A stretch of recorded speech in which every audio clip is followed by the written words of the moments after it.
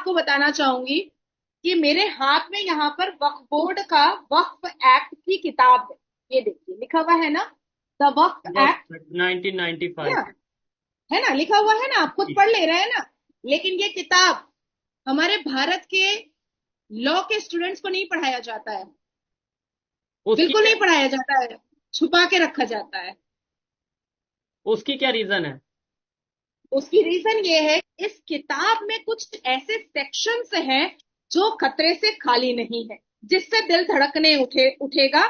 जैसे कि वक्फ बोर्ड अगर आप मेरी संपत्ति को आता है और कहता है कि नाजिया इलाही खान, ये आपकी संपत्ति हमें पता चली है कि ये वक्फ बोर्ड की संपत्ति है और ये आपका नोटिस है, आपको 3 महीने में ये संपत्ति खाली करनी पड़ेगी, तो मैं कोर्ट, देश के, भारत देश के कोर्ट में नहीं जा सकती। अच्छा।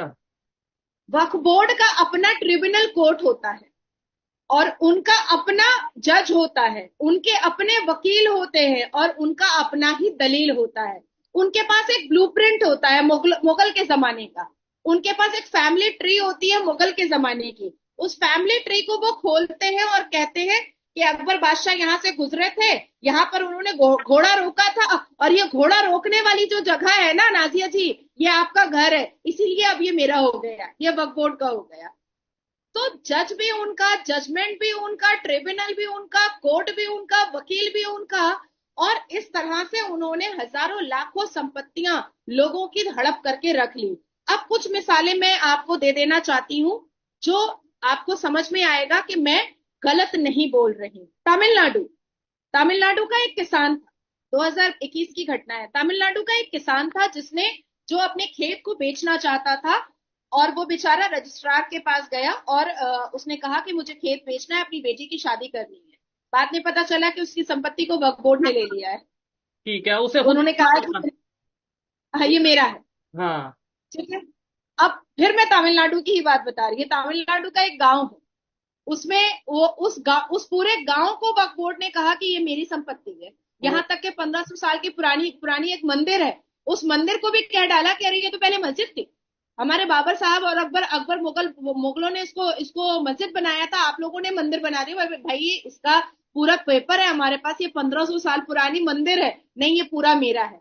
अब मैं आपको, चलिए ये तो हिंदुओं की बात हो गई, लोग सोचेंगे कि मैं हिंदुओं की सिफारिश कर रही हूँ। हाँ।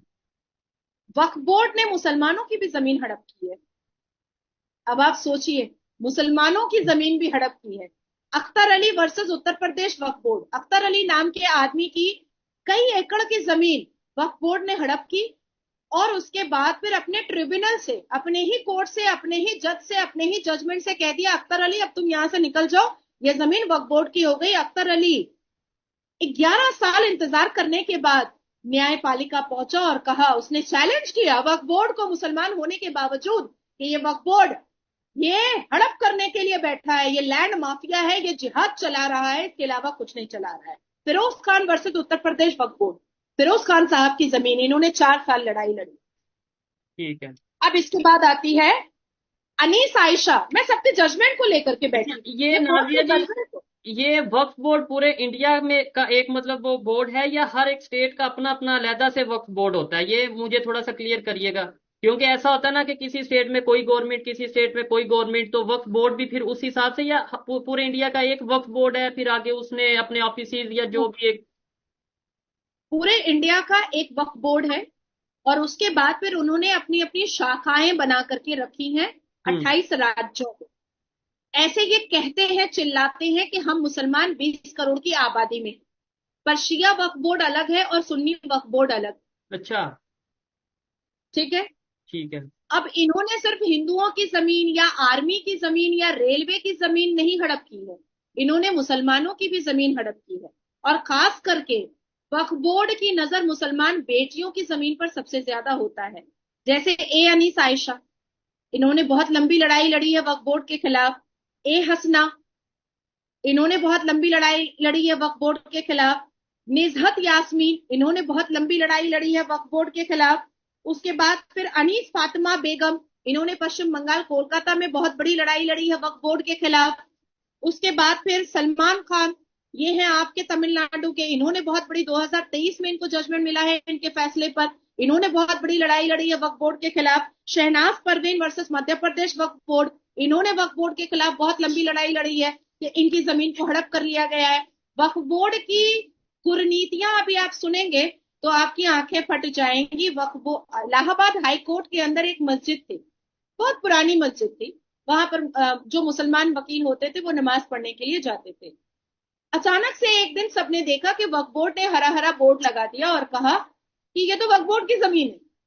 हम्म। अब सारे जो बाकी के वकील थे वो खड़े हो गए, कहे कि हमें आपत्ति नहीं है कि यहाँ पर मस्जिद है, आप नमाज पढ़ रहे हैं, आप यहाँ पर खुतबा कर रहे हैं, आप यहाँ पर जमात खड़ी कर रहे हैं, हमें कोई आपत्ति नहीं है और बरसों से यहाँ पर था, आप करें, लेकिन आप इसको वक्फ बोर्ड की संपत्ति बोल करके कोर्ट के अंदर की जमीन को आप हड़प नहीं कर सकते हैं।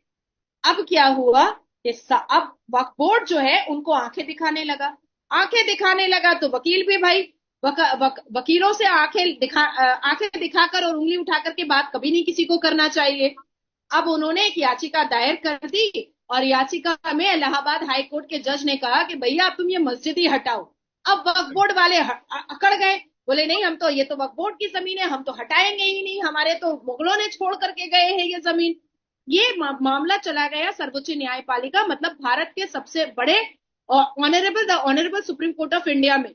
सुप्रीम कोर्ट ऑफ इंडिया ने जब इंटरवीन किया तो सुप्रीम कोर्ट ने कहा बेटा हटा लो मस्जिद, इज्जत से हटा लो, क्योंकि अब तुमने गलत कर दिया। तब जा करके वक्फ बोर्ड ने एक रिक्वेस्ट की याचिका डाली और कहा कि ऑल्टरनेट में हमको कोई जगह दे दीजिए मस्जिद बनाने के लिए। तो ये तरीका होता है वक्फ बोर्ड वालों का वक्फ की जमीन को हड़पने का, और इसको चलाने वाले मात्र 200 लोग हैं पूरे भारत में, मात्र 200 लोग। ठीक हो गए, तो वो फिर कितने 2017 में 2017 में, अच्छा ये चीजें क्वेश्चन मार्क और डाउटफुल कब हुई? 2017 में ये वक्फ बोर्ड के जो मेंबर बैठे हुए हैं और चेयर पर जो सब कोई बैठे हुए हैं, इनकी आपस में लड़ाई हो गई थी। आपस में लड़ाई कैसे हुई कि कुछ मुतवल्ली, आप तो समझ रहे हैं मुतवल्ली, लेकिन भारत के व्यूअर्स को समझाने के लिए, मुतवल्ली मतलब मैनेजर, उसने क्या किया था कि मुतवल्ली मैनेजर ने कुछ संपत्तियों को बेच डाला अपने पर्सनल इंटरेस्ट के लिए, अपने पर्सनल फायदे के लिए। कुछ मुतवल्लियों ने वक्फ बोर्ड की संपत्ति में घर बना करके अपनी बेटी को जहेज में दिया। कुछ मुतवल्लियों ने उस वक्फ बोर्ड की संपत्ति को बेच करके अपने बेटे को विदेश भेजा पढ़ाई करवाने के लिए। तो आपस में लड़ाई हुई, और आपस में जब लड़ाई हुई तो ये बात चर्चाएं आम पर आई कि जो वक्फ बोर्ड बनाया गया था कि वो मुसलमानों के सोशल वेलफेयर के लिए काम आएगा, वो वक्फ बोर्ड में 200 लोग अपनी हुक्मरानी रख करके और अपने आप को शहंशाह समझ करके अपनी पर्सनल अय्याशी और अपनी पर्सनल लैविश लाइफ में इस्तेमाल कर रहे हैं। यहाँ तक के शोएब, मैं आपको ये भी बताती चलूं कि वक्फ बोर्ड की कई संपत्ति असदुद्दीन अवैसी ने भी हड़प करके रखी हुई है और उसके भी चीथड़े अब उड़ रहे हैं और वो जवाब नहीं दे पा रहा है। अब आती है बात वक्फ बोर्ड की कि अगर वक्फ बोर्ड ने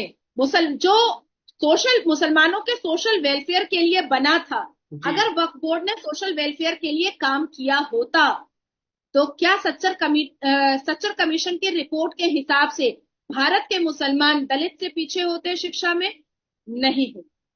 मुसलमान आज खुद ही मुसलमान चिल्लाता है ना, मुझसे बातचीत करने से पहले आप लोग क्या सुनते थे कि भारत में मुसलमानों को बहुत अत्याचार किया जा रहा है, उनको खाने को नहीं है, उनको पहनने को नहीं है, उनको रहने को नहीं है।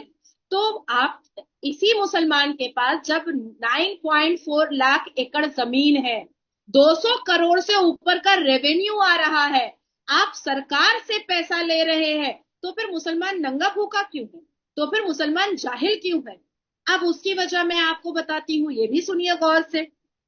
उत्तर प्रदेश के आगरा में 8,436 प्रॉपर्टी वक्फ बोर्ड के अंदर में है, जिसमें 605 दरगाह, मजार और मकबरा बना हुआ है, ईदगाह 18 बना हुआ है, कब्रिस्तान 884 बना हुआ है, मदरसा 83 बना हुआ है, मस्जिद 580 बना हुआ है, स्कूल 0, स्कूल एक भी नहीं। अच्छा, ये मैं पूरे डेटा लेकर के बैठी हूँ। ठीक है, लेकिन अब मेरे ख्याल से जिस तरीके से अब लोग, खास तौर पे अगर हम बात करें एजुकेशन की अहमियत को जानने लगे, मेरे ख्याल से अब थोड़ा ये चेंज आता नजर आएगा आने वाले टाइम में। नाज़िया जी, जब दो चीजें हैं, एक मेरे पर्सनल माइंड में भी क्वेश्चन आया है और शायद बहुत से लोगों को खास तौर पे पाकिस्तान से माइंड में आएगा जब वो ये वीडियो देखेंगे, तो इसलिए मैंने सोचा क्वेश्चन कर लूं। लोग ये सोचेंगे कि यार, चाहे यूनिफॉर्म सिविल कोड हो, चाहे वक्फ बोर्ड हो, ये मतलब ये जो से जितने भी पार्लियामेंट के अंदर बिल पेश किए जाते हैं, ये मुसलमानों के अगेंस्ट होते हैं, तो इसका मतलब है मोदी गवर्नमेंट मुसलमानों के अगेंस्ट है। लेट्स सपोज आपसे कोई ये क्वेश्चन करता है, आप उसका क्या आंसर करेंगे? यूनिफॉर्म सिविल कोड सिर्फ मुसलमानों के लिए तो नहीं आ रहा है हाँ, शायद, ये तो लेकिन इस देश के जो सभी के एक लिए इमेज आ रहा है। किया जाता है, जो पोर्ट्रे किया जाता है, वो तो यही है ना कि जो यूनिफॉर्म सिविल कोड मतलब मुसलमानों का जो सा वो के खिलाफ है। नहीं, कोई सिख तो नहीं रो रहा है, कोई ईसाई तो नहीं रो रहा है, कोई हिंदू तो नहीं रो रहा है। तो आखिर मुसलमान रो क्यों रहे हैं यूनिफॉर्म सिविल कोड से? ये भी तो वजह जाननी बहुत जरूरी है ना। ये हम्म। वजह ही तो मुसलमान नहीं बता रहे हैं कि वो रो क्यों रहे हैं। भाई सिखों ने तो बोला कि हम स्वागत करते हैं यूनिफॉर्म सिविल कोड का। हिंदुओं ने कहा कि हम स्वागत करते हैं यूनिफॉर्म सिविल कोड का। क्रिश्चियन ने कहा कि हम स्वागत करते हैं। सारे धर्मों ने कहा कि हम स्वागत करते हैं। आखिर मुसलमानों को आपत्ति क्या है यूनिफॉर्म सिविल कोड से? ये भी तो बताए, लिखित रूप में बताए भाई। हम हम्म। तो ऐसे नहीं कह रहे हैं कि आप हवा में बताइए, आप लिखित रूप में बताइए। अब बात आती है कि मुसलमान कहेंगे कि हमको चार शादी नहीं करने दिया जा रहा है, तो मत करो ना, क्या प्रॉब्लम है? ठीक अच्छा है। है, एक शादी करो या दो दो बच्चे पैदा करो, उसको अच्छे से लिखाओ पढ़ाओ बड़ा करो। और जिस देश में आप रहते हो, उस देश के संविधान को अगर आप नहीं मानोगे तो कैसे चलेगा? अच्छा, बांग्लादेश के जो मिनोरिटीज हैं बॉर्डर के ऊपर आती नजर आ रही हैं, पहले तो ये सिर्फ न्यूज थी, अब प्रॉपर मैंने वीडियो देख ली है, और वो आके रिक्वेस्ट कर रहे हैं कि हमें इंडिया में आने दें। अब सवाल इधर ये है कि भाई, क्या इंडिया की गवर्नमेंट उन्हें आने देंगी? डेफिनेटली इलीगल वे में तो ऐसे तो कोई भी आके कहेगा, ऐसे तो सारा एक सिस्टम खराब हो जाता है। तो क्या उसका हल क्या देखा है आपने, या क्या हल आपको लगता है होना चाहिए? बहुत खूबसूरत सवाल आपने शोएब किया है। देखिए, सिटीजनशिप अमेंडमेंट एक्ट बिल के हिसाब से हमने नागरिकता देने की बात कही है, पर 2014 से पहले ठीक है। जितने भी हिंदू पाकिस्तान से, सीरिया से या अलग अलग देशों से जो कहीं से आए भी। हैं, बांग्लादेश से, हम उनको नागरिकता दे भी रहे हैं। 2024 के लोकसभा इलेक्शन के ड्यूरेशन में भी हजारों लोगों को नागरिकता मिली है, उनको सर्टिफिकेट मिला है बजाते। लेकिन अब बात यहाँ पर मान सम्मान की आ चुकी है। ये जो वीडियो है, जो लोग नदी के रास्ते से या जंगल के रास्ते से, जाहिर सी बात है, मरता क्या नहीं करता इंसान, अपने जान को बचाने के लिए, जाने। अपने अपनी बहू बेटी की आबरू को बचाने के लिए कुछ भी करने को तैयार हो जाता है।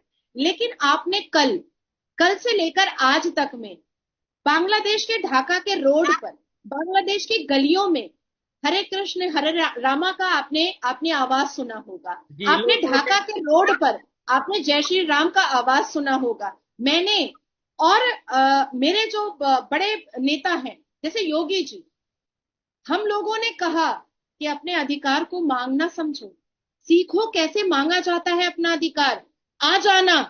ये कायरता की निशानी होगी। हम तो आपको सेव करेंगे, हम अपने अपने भारत में आपको शरण देंगे, लेकिन इलीगल तरीके से नहीं देंगे। वो तो आप बॉर्डर पॉसिबल नहीं क्रॉस है। करके आएंगे और हम आपको रख लेंगे, ये नहीं हो सकता है। आप सोचें कि आदरणीय प्रधानमंत्री जी ने एक कमेटी बनाई है जिसको डॉक्टर एस जयशंकर देख रहे हैं, और वो यूएन से डायरेक्ट बात कर रहे हैं कि हिंदुओं को बचाया कैसे जा सकता है। इसके अलावा सारे हिंदू, 1 करोड़ 28 लाख हिंदू बांग्लादेश के रोड पर जय श्री राम के नारे लगाए हैं, और उन्होंने कहा है कि हमें हमारा हक चाहिए और हमें हमारे हक से कोई भी बेदखल नहीं कर सकता है। मैं यही संवाद मैं पाकिस्तान के हिंदुओं को भी देना चाहती हूँ। नजरें झुकाकर मत जियो, घबरा कर मत जियो। जबान में अपना हक मांगने के लिए जबान में थरथराहट नहीं, जबान में गड़गड़ाहट होनी चाहिए। आपकी आवाज नीची नहीं, आपकी आवाज ऊंची होनी चाहिए। आपके अंदर डर नहीं, आपके अंदर जोश होना चाहिए कि आप अपना हक मांग रहे हैं। आप जो लोग ईरान में हिंदू रह रहे हैं, जो अरब में हिंदू रह रहे हैं, जो पाकिस्तान में हिंदू रह रहे हैं, जो अफगानिस्तान में हिंदू रह रहे हैं, जो जो श्रीलंका में हिंदू रह रहे हैं और जो बांग्लादेश में हिंदू रह रहे हैं, उन हिंदुओं को अब अटल होना पड़ेगा। अब उन हिंदुओं को यूनाइट होना पड़ेगा, उन हिंदुओं को अपनी आवाज उठानी पड़ेगी। कब तक? कब तक अपनी आंखों के सामने अपनी बहू बेटियों को लुटता हुआ देखेंगे? कब तक अपनी मंदिरों को, अपने देवी देवताओं को चूर होता हुआ देखेंगे और टूटता हुआ देखेंगे? इसलिए हमने उनको कहा हम आपके साथ, ठीक है। यूएन को हम आपके लिए खड़ा करेंगे और आप खड़े होइए और अपना हक मांगिए। यहां तक के मैंने राष्ट्रपति को चिट्ठी लिखी है और मैंने यूएन को चिट्ठी लिख करके मैंने मेल भी किया है कि बांग्लादेश में हिंदुओं को कोई तकलीफ ना हो, इसके लिए हिंदू देश वहां पर एक अलग एरिया बना करके दिया जाए, जिसकी हिफाजत कोई पुलिस ना करे बल्कि उसकी हिफाजत मिलिट्री और आर्मी करे, और भारत की आर्मी उस बांग्लादेश के हिंदू देश की हिफाजत करेगी। इसकी जिम्मेदारी मैं ले रही हूँ। ठीक है, इसके ऊपर आपने लास्ट वीडियो में भी डिस्कशन की थी, और मैं इस चीज से जो इन्होंने बोला है कि मिनॉरिटीज चाहे बांग्लादेश के हों, चाहे पाकिस्तान के हों, चाहे कहीं किसी ईरान के हों, सऊदी अरेबिया, दुनिया के किसी कंट्री के भी, इवन इंडिया की भी अगर बात करें, इंडिया में भी जो मिनॉरिटीज हैं, मुसलमान हैं, कोई भी लोग हैं, किसी भी कंट्री के हैं, अपने हक के लिए आवाज उठानी चाहिए, और जो भी किसी भी कंट्री का कानून है उस कानून के मुताबिक आपको काम करना चाहिए।